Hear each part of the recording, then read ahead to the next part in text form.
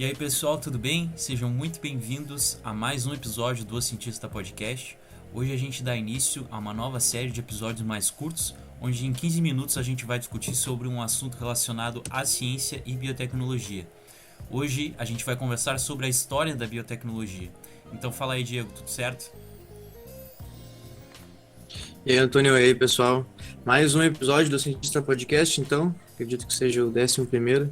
Sempre tentando trazer muitos assuntos diferenciados e de maneira que o pessoal queira escutar. E hoje, para quem não sabe, é o dia do biotecnologista, dia 30 de junho, completamos aí mais um ano de profissão.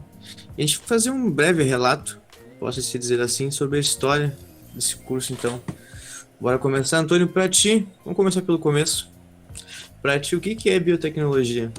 Biotecnologia, o nome já fala, né? A ciência da vida. Então, seria a utilização de organismos vivos, né? Como fungos, bactérias, algas, plantas, animais, enfim. Qualquer tipo de ser vivo ou até mesmo parte deles, como as suas proteínas, para o desenvolvimento de novos produtos, né? Isso a gente inclui desde de exemplos da biotecnologia moderna, né? Que surgiu com o advento da engenharia genética, até exemplos mais primordiais, assim, digamos assim, como os produtos fermentados, né? Como é o exemplo da cerveja. E quando a tua avó pergunta o que é biotecnologia e o que tu faz, o que tu responde para ela? Eu falo que justamente isso, que é a utilização de coisas vivas, né, para produzir produtos, né, ou desenvolver algum processo que seja voltado para humanos, né, para o nosso próprio benefício. Um exemplo Sempre disso é lembrando de comentar sobre a cerveja. verdade. A Nunca cerveja esquecendo da é cerveja. um dos primeiros, se não o primeiro produto biotecnológico, né? Foi criado há cerca de Cerveja, 6.000 anos iogurte. antes de Cristo. Então é muito tempo. É tempo pra caramba pra beber cerveja mesmo. Pensar que foi basicamente de um achado, né? A Sim, cerveja. Ela é o primeiro ponto da nossa linha do tempo aqui. Foi basicamente uma coisa ao acaso que deu origem a uma das bebidas mais consumidas no mundo hoje, né? Esse é o nosso primeiro produto biotecnológico que deu início a todo o começo da fermentação, do estudo da fermentação, né?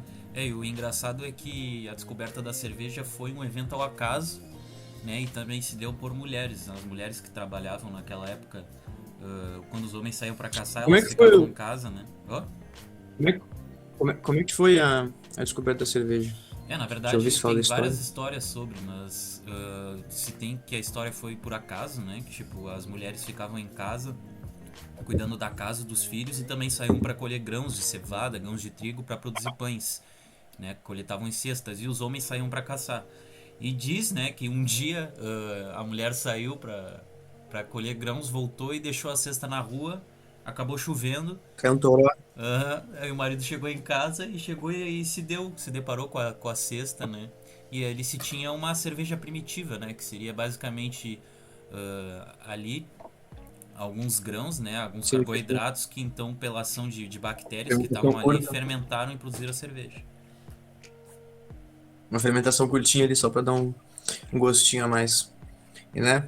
A cevada e todos os componentes ali são grãos e são basicamente os mesmos componentes utilizados para fazer o pão, Sim. que foi depois o produto seguinte que começou a ser estudado por todas essas civilizações, né? Em relação à própria fermentação, né? A fermentação acho que foi o início de tudo, né? Por mais que a gente não soubesse ainda o que fazia a fermentação, né? Todos os organismos que faziam a fermentação deu início a muita coisa.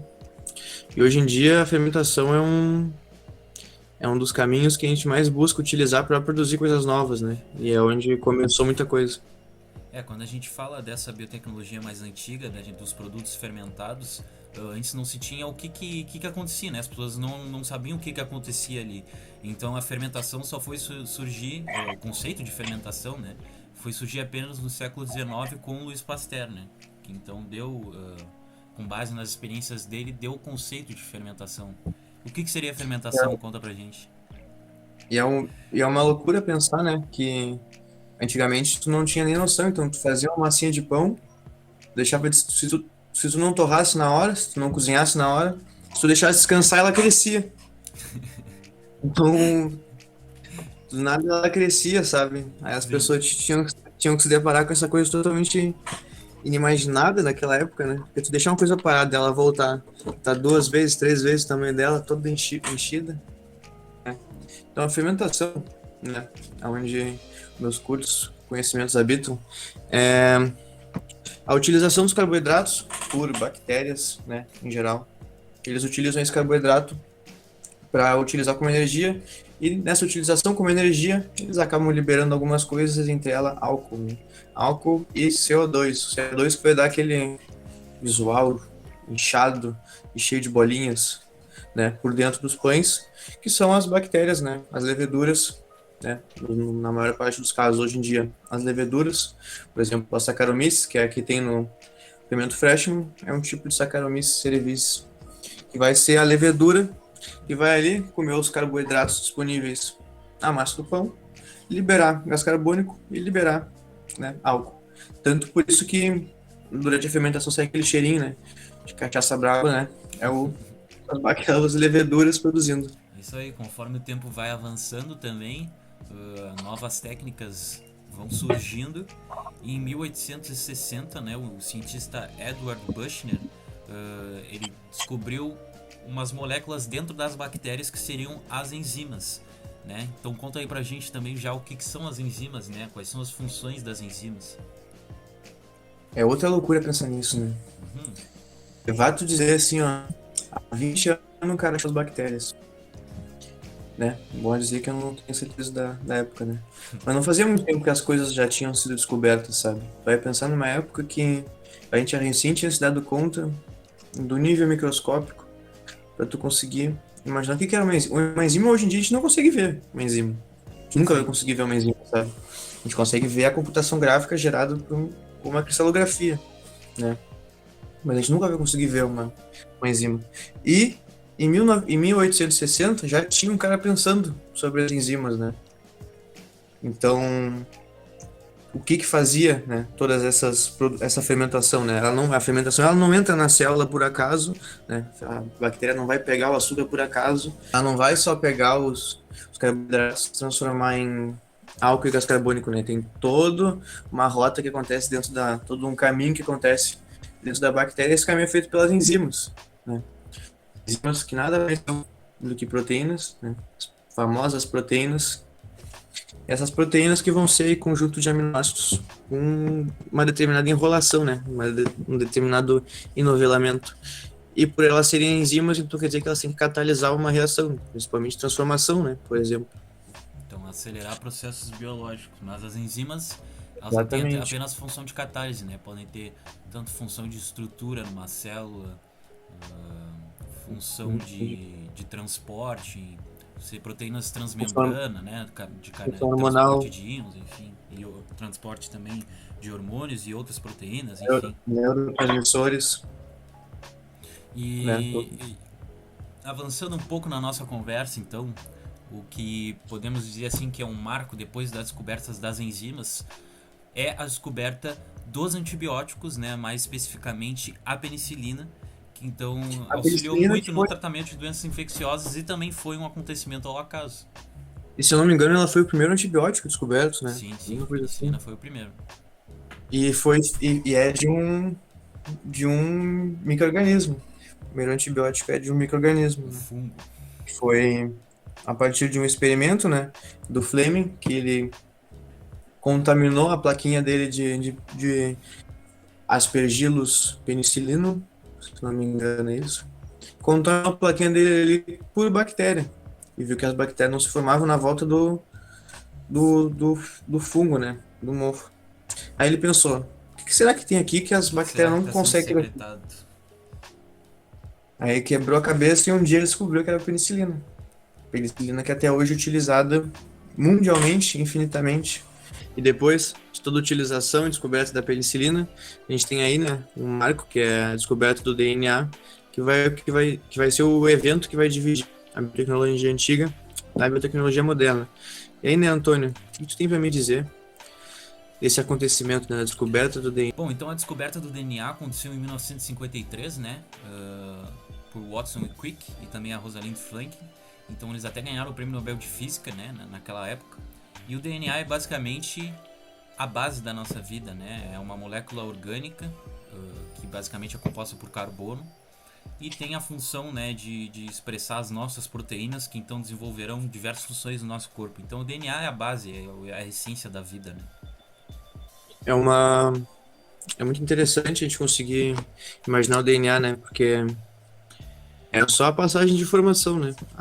É uma maneira de passar informação É, química para uma informação coisa que eu, biológica. que eu fico pensando, assim, tu acha que de fato a replicação, a tradução, tudo isso que a gente estuda na biotech, tu acha que na célula acontece da mesma forma que a gente vê nas figuras da aula, assim? Ah, não, Porque aquilo é ali é tudo uma muito, maneira lúdica que a gente tem de entender, né? é tudo Porque. mais complicado, né? Porque tu vai imaginar, por exemplo, uma enzima. A enzima, ela não vai duplicar o DNA pegando os nucleotídeos um por um, sabe? É tudo ali uma reação que a gente aprende lá na E química tudo acontece ao do mesmo ensino tempo. médio. Isso é o pior. Lá no ensino médio, sabe? Quando a gente vai estudar, tipo, choque de moléculas. Tá todas as moléculas ali, pau e pau e pau e pau, se chocando a todo momento. E as que têm mais chance de se juntar e formar outra coisa, se juntam e formam outra coisa. E assim, é muitas vezes uma questão de termodinâmica só, né? Questão de energia, que vai juntar dois bagulho e vai dar outro. É E basicamente é, isso. e é, e é muito interessante, porque tem um controle muito refinado, sabe? Muitas coisas, por exemplo, a replicação do DNA mesmo, ela tem um controle que é, por exemplo, como é que o DNA sabe quando é que ele vai fazer um RNA, que é um RNA, né, que é um desoxirribonucleotídeo, ele vai acabar sendo praticamente igual ao DNA, só que como é que uma enzima vai saber quando é que ele vai transcrever um RNA, né, formar um RNA a partir do DNA, ou só duplicar o DNA? Como é que ela vai saber qual nucleotídeo botar, se tá tudo ali naquele meio, né? É porque a desoxirribose tem um OH para um lugar diferente do ribonucleotídeo. Então eles acabam tendo uma molécula, né? Um átomo, dois átomos, tendo diferença ali e já encaixando a maneira diferente na enzima. Então só a polimerase consegue ler um ribonucleotídeo e só a RNA polimerase consegue ler um Um DNA. riboxonucleotídeo. É, Não, então. Então seguindo, né? Depois da descoberta do DNA, várias coisas surgiram, né? Várias outras técnicas surgiram. E uma delas foi a descoberta das enzimas de restrição, e isso abriu portas então para o desenvolvimento da técnica de DNA recombinante. A técnica do DNA recombinante então é muito interessante, né? Principalmente para a produção de vacinas e também de insulina. A insulina, antes da técnica do DNA recombinante, ela era extraída diretamente do pâncreas de bovinos, né? Então imagina, tipo, o cara é um paciente diabético, ele precisa de insulina e se era necessário um órgão animal para isso, né? Então basicamente vários, com é, milhares. então com a engenharia genética, né, a técnica do DNA recombinante, isso passou a ser produzido em levedura em larga escala, né, barateando muito o processo e sem necessidade de tu ter um órgão de um animal para isso. A insulina é considerada um primeiro produto recombinante, né? Sim. Primeiro produto feito a partir de um organismo transgênico, né? Com gene de outra espécie, é a insulina. Aí eu fico imaginando quantas pessoas, né? Ela, a insulina beneficiou, né? Essa tecnologia beneficiou. E quantas outras pessoas a biotecnologia pode beneficiar ainda, né? Bom, então depois, né, do aparecimento das vacinas e também da insulina, um dos maiores saltos na biotecnologia foi a terapia gênica, né, também chamada de geniterapia. Então, basicamente, né, seria a introdução ou silenciamento de genes, né, de células ou tecidos humanos, e a partir dessa manipulação tratar doenças hereditárias, né, doenças que são congênitas, doenças genéticas. Vários tipos de doenças aí, né? Até cânceres, muitas vezes, que podem ser tratados com esse tipo de novas terapias, né? E avançando mais um pouco, a gente tem também como exemplo, a ovelha Dolly, né? Primeiro animal clonado que a gente tem hoje, que eles basicamente pegaram um ovócito, que é a célula gamética, né? A célula reprodutora feminina, tiraram o núcleo dele e botaram o núcleo de uma célula somática, uma célula que não era uma célula gamética, de outra ovelha dentro desse ovócito. E pegaram esse ovócito com o núcleo de célula somática e injetaram uma terceira ovelha, e daí nasce a Dolly, né? A ovelhinha que era igual Isso aí a. é o interessante, é como a gente estava conversando antes, né? que os caras de fato não desistiram, foram mais de 200 tentativas, acho que foram mais de Foram 250 tentativas. 276, se eu não É me uma coisa engano. assim, um número Foram nesse uma sentido. tentativa. Tipo, vezes que os caras tentaram clonar aquela ovelha e não conseguiram, até Não, conseguir. e é um bagulho louco, assim, né? Porque a gente pensa que é um laboratório que não dava nem o começo certo. Então, o que que acontecia? Eles faziam a troca de núcleo e botavam ela para crescer no meio e ele nem se dividia, ele nem começava a se dividir. Então, eles não tinham nem o começo do experimento certo ainda, né? Eles não tinham nada que desse algum indício que pudesse dar certo, mas eles continuaram É tentando, interessante é até também conseguir. como que essas técnicas de embriologia, tipo, cresceram muito rápido, né? Porque hoje em dia não é fácil de fazer isso, mas é muito mais corriqueiro do que há 20 anos atrás, quando isso foi descoberto, né? E depois do DNA recombinante, né? Que é uma técnica de produzir organismos geneticamente modificados, a gente tem outra técnica de edição genômica, né? Fazendo um pulo aos dias de hoje, que é o CRISPR, que é a técnica mais certeira de edição genômica. E tu é um cara que eu sei que sabe de CRISPR, então vai aproveitar para nos explicar agora um pouquinho de como é que funciona o CRISPR. Bom, o CRISPR, na verdade, assim como tudo que a gente já falou, é um mecanismo natural do sistema imune de bactérias, né? Então é composto basicamente por duas porções. Por uma proteína chamada Cas9, né, que tem a função de cortar o DNA em porções específicas. E como que ela sabe onde que ela tem que realizar esse corte, né? A partir de um RNA guia, que é o segundo componente desse sistema CRISPR. Esse RNA guia então direciona essa enzima Cas9 a realizar esse corte de forma precisa, né? Então realizar cortes, né, mutações, digamos assim, é um mecanismo de engenharia genética, né? Então o CRISPR ele vem sendo usado largamente na parte de diagnósticos, na parte de desenvolvimento enfim, de plantas geneticamente modificadas que sejam mais resistentes ao estresse do ambiente, por exemplo. Então é algo que tende a crescer, né? E aliás, nós fizemos um post na segunda-feira sobre CRISPR. Então, Eu até botei alguma coisa sobre a questão do nome, né? Por que CRISPR?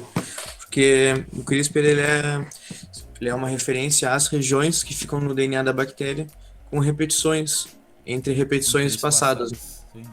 Então, o que fica ali no meio é uma sequência de RNA viral que quando é transcrita, ela guia, né, a Cas9 atrás de RNAs do vírus, basicamente, né? Como se fosse um joguinho de polícia e ladrão e o DNA da bactéria abrigasse diferentes policiais que são específicos para diferentes vírus, né? Então, em cada infecção viral, a Cas9 vai ali, pega o policial específico e vai atrás do RNA viral, De uma né? forma muito básica, é isso. De uma forma bem básica, é isso. Bom, pessoal, então recapitulando a nossa história da biotecnologia, nós já comentamos sobre os produtos biotecnológicos antigos, né? Como produtos fermentados, vinhos, pães, cervejas. Depois a gente falou um pouquinho sobre as enzimas, a descoberta de antibióticos, como a penicilina. A gente comentou também sobre a descoberta do DNA, sobre a descoberta de enzimas de restrição, que também então possibilitou a técnica do DNA recombinante. Falamos sobre terapia gênica, sobre CRISPR, falamos sobre muita coisa. E agora eu quero te perguntar, Diego, o que tu enxerga no futuro cenário da biotecnologia? Qual área tende a crescer mais e qual é o futuro da biotecnologia, né? Principalmente a área da genômica, tanto para estudos de genomas animais como de plantas e outros animais. A área de nanotecnologia, para melhorar os remédios que a gente tem hoje. E também outra área que é muito importante, que a gente acabou não falando muito ali do tempo, é a questão da área ambiental, que principalmente com a biorremediação, né, que é tentar melhorar algumas áreas contaminadas utilizando, Contaminado. descontaminar alguma área com algum organismo ou parte dele, para ele conseguir melhorar a qualidade desse ambiente. Também a gente pode falar da produção de biocombustível a partir dessa biorremediação, melhoramento de plantas, né? Muito Sim. importante. E produção de outros plásticos biodegradáveis também eu poderia falar, né? Que eu acho que é uma coisa que está ficando em alta Com cada certeza vez mais. o futuro da biotecnologia se dá muito na área ambiental. Acho que com certeza, Passar para verde, né? acho que tanto as empresas, né, como nós, cidadãos, a gente vai ter mais esse pensamento mais verde, mais sustentável, e a biotecnologia vai entrar aí na produção de diversas coisas, né, desde plástico biodegradável, ou até, como a gente falou, de exemplos mais complexos, a biorremediação de ambientes, né? Eu acho que a biotecnologia muitas vezes ela acaba fechando todos os ciclos, né, e conseguindo dar o destino adequado a todos os outros resíduos. Eu acho que a gente conseguiu falar um resumão geral, né, da história da biotecnologia. Não sei se tem mais alguma coisa para falar, Antônio. Não, da minha parte é isso. Então é isso, chegamos ao final do primeiro short episódio, falando sobre a história da biotecnologia. E espero que vocês tenham gostado e até o próximo episódio. Até mais. Tchau, tchau, pessoal.